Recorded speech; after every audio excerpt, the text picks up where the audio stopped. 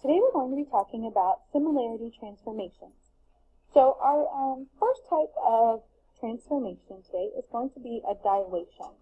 A dilation is going to be a transformation that either enlarges or reduces a shape. So if we have our original shape and then our new shape takes it and makes it larger, then that is an enlargement.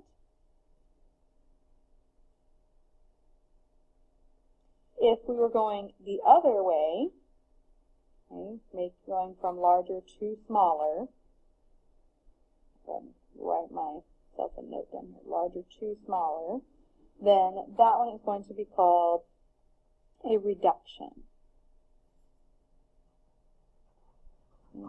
Just like when you reduce a fraction, you're making the number smaller.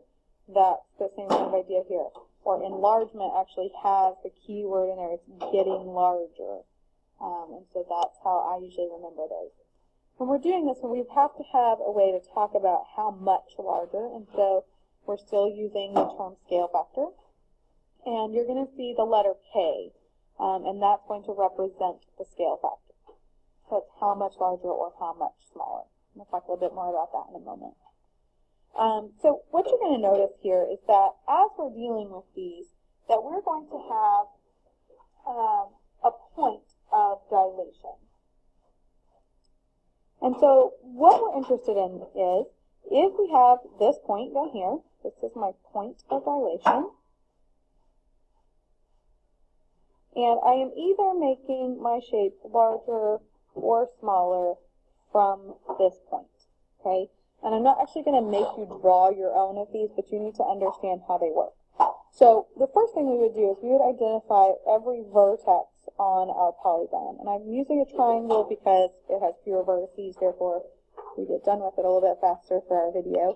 But this can be done for, so again, this can be done for any polygon. So the first thing we would do is we would take and we would draw a straight line from the point of dilation through each of the vertices of our shape. So for example here, we're having some trouble drawing a straight line. We would draw a straight line through here. We would draw a straight line through this vertex. And we would draw a straight line through this vertex. And a lot of times you're going to see they're going to have, these are going to be dashed lines. And that's just so that you don't get them confused with the lines that are on the actual polygon itself. Okay? I'm also going to go ahead and take this opportunity. I'm going to label these as A, B, C, so that you can tell when I have increased their size. So we're going to do an enlargement. We're going to make it larger. And so that means that we would, if we were interested in, say, doubling it, okay, we would measure from the point of dilation to each vertex, and we would get a measurement. And if we want to double that, if we want a scale factor to be 2, then I would go back to my point of dilation, and let's say that from the point of dilation to A was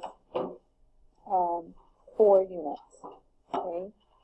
Then I would measure from my point of dilation, and I would double that. So instead of 4, I'd measure up 8, and I'd put another point.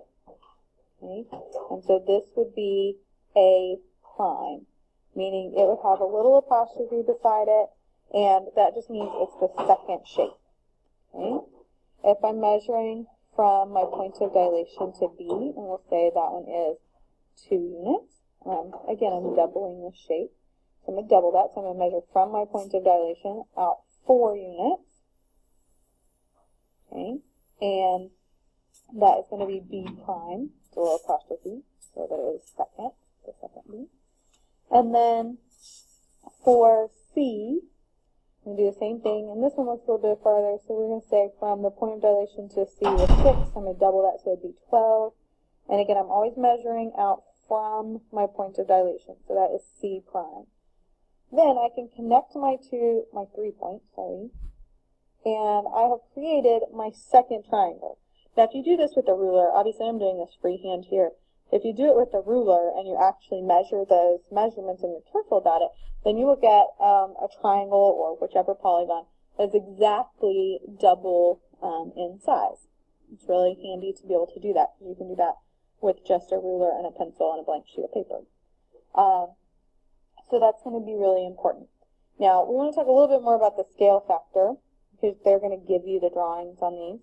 So if your scale factor is bigger than 1, okay, so greater than 1, then that is going to be an enlargement. Okay, and that's going to mean whether it's a whole number or a mixed number. So even if you got like 1.5, that's bigger than 1, that's going to be an enlargement. If you get any number between 0 and 1, so it can't be less than 0 because then it ceases to exist, and it's not equal to 0, because at 0 it ceases to exist. And then all the way up until 1, so not 1, because at 1 it's exactly the same shape. It's neither an enlargement nor a reduction. It just is exactly the same shape. So if you're between 0 and 1, though, this one is going to be a reduction. So it's being made smaller. And these are going to be a fractional number or a decimal number. Now, remember, I mean just a decimal, so no whole number in front of it. Okay, so like 3/4 the size, or 0.333 repeating if you were doing the 1/3 that way. So those would be reductions. Things like 1 or 1.5 or 3/2, right? Because this is really 3/2 is really the same as 1.5. 3, 4, 5, 6 whole numbers. All of those are all going to be enlargements. Okay, so we just have to pay really close attention to that. Okay, so let's talk about another way you might see these. The other option is that you might get your shapes on a coordinate plane, on a graph. And so you might have your original shape here, triangle ABC. And then you might have your new shape, triangle A prime, B prime, and C prime. I didn't draw those super well there. And they may be touching, they may not be touching. It doesn't really matter as far as that goes. But if we're interested in the scale factor, okay, what you're going to have to do is you're going to have to use your distance formula. And I know everybody loves distance formula. It's your favorite thing ever. And you're going to need to find the measurements of two sides. So one side on one triangle, the original triangle, and one side on the other triangle, the new triangle. And the reason that that's important is then you can create your ratio just like we've been doing. So if, for instance, I use my distance formula, and I would have coordinates here, okay, because I could count them. Even if they just have it plotted and they didn't give me the coordinates, I can always count, how many back and how many up, and I can get those coordinates, okay, for any of the points on there. So I would have to find the length of AB, and let's say that that is 6, and then I have to find the length of A prime, B prime, and we'll say that is 8. Okay. And we're creating our ratio out of that, okay? And so then we would want to reduce that, that's 6 over 8, and that would tell us our scale factor then is 3/4. And this would be our scale factor. So in order to get those numbers, though, we have to use the distance formula first. Okay? So we'll look at these a little bit more in class tomorrow. And I really appreciate you paying attention and watching the video tonight. I hope you have a lovely evening. Goodbye.